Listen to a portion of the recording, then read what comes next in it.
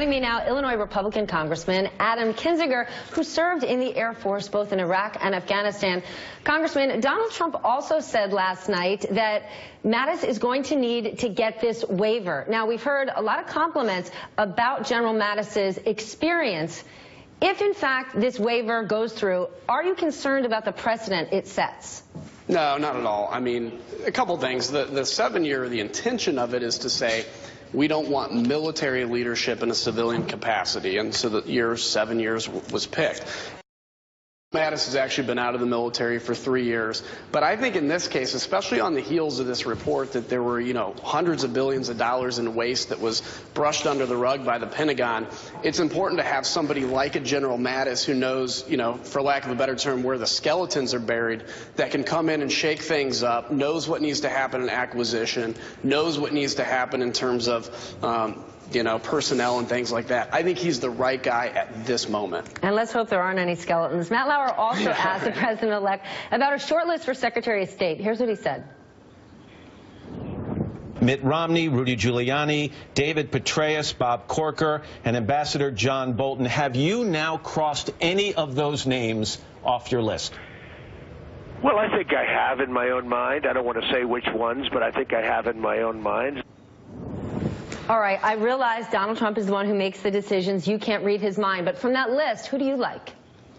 I like basically all of them.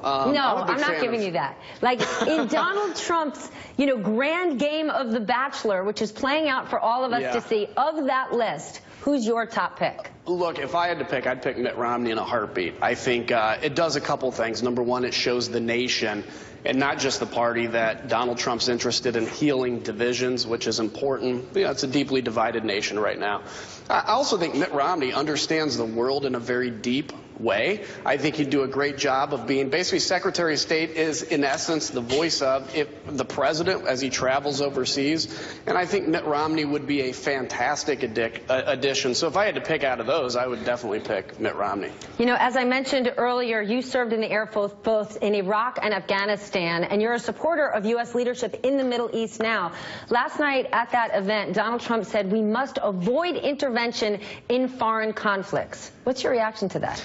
It depends. I mean, I agree to an extent in that, the idea of America being a nation builder and intervening in every conflict is not something we want to pursue. However, you look at situations like in Syria.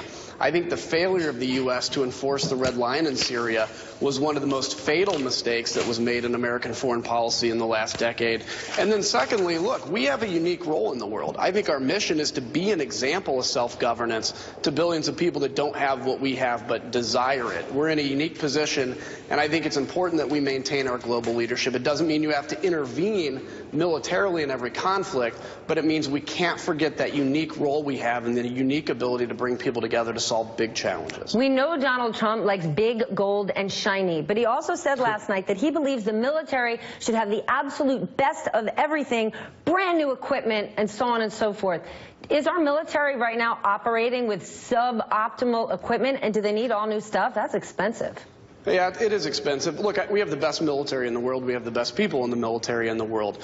The problem is it's the investment today that actually produces the great stuff tomorrow. So while we have the best equipment in the world today, the best fighter jets, tanks, everything else, we need to invest today to make sure that in 10 years and 15 years, we're getting that next generation of equipment to stay ahead of the Chinese, the Russians, and any competitors. So while we have good stuff today, our fighter jets, for instance, F-16s are being worn out as they're doing 6-hour caps, just flying around waiting for a target of opportunity over ISIS.